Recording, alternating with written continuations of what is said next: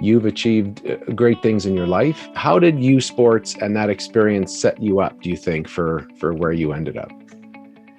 I would say it had 100% to do with bringing out certain positive characteristics.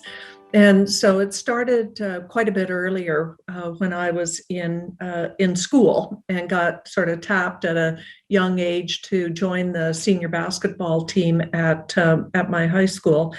And it was just a coach and also my teachers who just set very high expectations. They planted little things like, and you're going to university, when I would not have necessarily Hmm. planted that seed or had that idea at all. But they set that in motion and many other things in motion. And I feel like I was just living up to a set of expectations, which I fully embraced, but really expectations. Isn't that interesting? And then by the time you were in university, was it the same thing? Was your experience there, being on a team, being part of the sports at university level, how did that help the same way? Yeah, pretty much the same. I think as you go through life as a kid, and you get exposed to more things, your field of view, your expectations for yourself naturally expand as well. Even if it's just looking at how somebody else does certain things, you say, I can do that. And so for me, as a kid growing up in the Eastern Townships, and it just was one life expanding experience after another. I'm curious. Well, I have so many questions for you, but so you talk about expectations when you were a student and realizing when someone else says you're going to do this, it opens up your mind. How important is the student athlete experience, or how was it for you as a student athlete as far as learning those lessons? I would say it wasn't hard at all. Possibly the hardest thing to accept was that I had different personal expectations. And so, as an example, I didn't drink or do drugs or any of the things that were very socially popular at the time that I was in university. And there was a certain, I would say, stigma attached to that. I also was a very serious student. And part of that came about because I had no time. I was playing on the Quebec basketball team, which meant that I had to travel into Montreal, give up my weekends. And so that just required a whole level of discipline. And so, kind of being labeled a nerd or not being with the in crowd, that carried probably a harder burden, or is a harder burden to carry than learning the lessons, because I wanted what I was doing. I wanted the sports. I wanted to achieve in basketball. I wanted to achieve in the classroom. And so not being, I would say, social Mhm. was a hard thing. Why do you think a Canadian university was a great choice for you? Well, there's a lot of data that has subsequently emerged about your undergrad experience. And I would say that small Canadian universities provide just a premium experience. Many of the university presidents and principals that I've come to know through the years tell me that there's really a 50-50 split in their job. There's the academic side, which I think everybody thinks is the university experience, but it's helping kids grow up is the other side of it. And I think that it's a very safe experience, notwithstanding some of the peculiarities, let's call them, and challenging situations that go on in that growing up process. but I would say that the level of attention and input that profs have, it certainly in my experience was invaluable to me. And I think that I thrived in the bishop's experience because it was so small and personal. I can tell you one small story to really illustrate that. I missed two of my marketing classes. And to my great chagrin, my professor showed up at my door in my residence, knocked, walked right in, and he said, "Oh, good to see that you're well." He said, "I know that you've missed the last two classes. Come on with me to my office and I'll walk you through what you missed." So I was mortified, to say the least.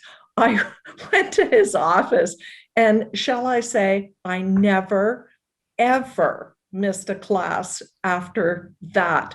That was a way more positive admonition than sort of slapping me or saying anything else to me. So I think only in a small university like Bishop's could that experience have been possible. What a great story. Boy, that would sit you up. Now, greatest is always a tricky word. So when I ask you who had the greatest influence on you when you think back in those years, maybe it's not that you don't have to pick your favorite, child, but is there a great influence you can think of from those days? Yeah, you bet. Two of them were my coaches, and I consider them also a teacher. So Vince Hall, who was my high school basketball coach from grade 7 to grade 11. And he also was my English lit and English composition teacher. And then Richie Spears, who was my coach on the Quebec basketball team. And for both of them, they were hard on me for my own good. But they had a great mix of criticism and compliments. That's excellent. Talk a bit about a greatest accomplishment. Again, greatest can be a little bit of a dicey word, but a great accomplishment. It's funny, if you'd asked me that question 20 years ago, I would have given you a business answer.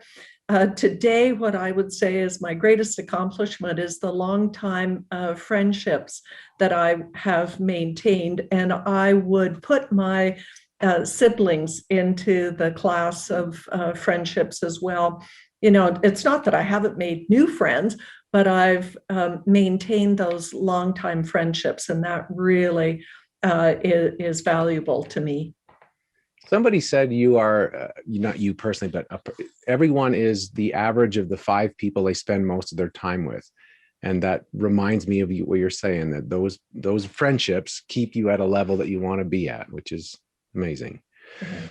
Why have you decided, and why do you continue to give back to your community and alma mater? Well, I think the number one thing was recognizing how important education was in my experience. And, I came from a very rural community in Quebec. Some very, I'd say, good people came from there. But we all had one thing in common, and that was not a lot of financial resources. And as I look at what happens to a lot of kids today, they come out of university with debilitating debt, and it makes it hard to get a life started. And so as I have to include my husband in this because he's part and parcel of the decision to give to Bishop's. We looked at that and said education was so fundamental to who we became as people and how we managed to progress in life, that we wanted to give that experience and not the debt to many, many young people. Well, that flows right into this so well, because when you speak with, or if you were to speak now to young student athletes who are just trying to stay on the team and just trying to keep their grades in order and figure out financing. So their world is much smaller than the experience you've since had. What's your advice to them? It's a pretty simple thing, and it gets back to something that my mother very often asked me at the end of a day. She would say, "Did you have a good day?"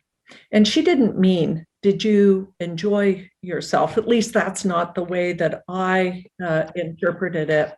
It was, "Were you a good person today? Are you proud of your behavior?" And I think one thing that I have done for a long time in my life is kind of examine my behavior on a day-to-day basis. And so what I'd say to students is that you're getting a grade or a score every day. It's not in class, it's not in competition. It's something that you have to measure yourself by. And when you think about building a life, it's those day-to-day steps that seem trivial at the time. But when you get to maybe my age and stage in life, you look back and say, yeah, I had a good life. I did good. And, not that I'm expecting my life to end anytime soon or whatever, but it's a day-to-day reckoning and evaluation. So build it a day at a time, give yourself a grade. If you didn't do so well, get out there, try again tomorrow to do your best. I may just steal that one for myself. And is there can you think of a reason why it's important to have awards like these, first of all, in the regular years for university students athletes, and also for folks like you to say it's important to give back? Why are these kind of awards important? Well, I think it allows the shining of the spotlight on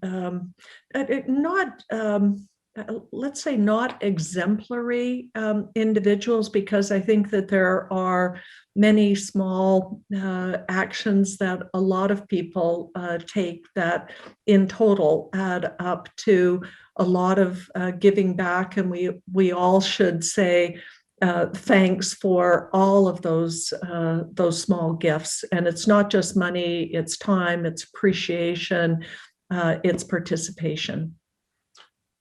That's perfect. I'm so glad that you found the time, and I know you live a full life. So thank you so much for finding the time to chat with us today. Yeah. Hey, thanks very much as well.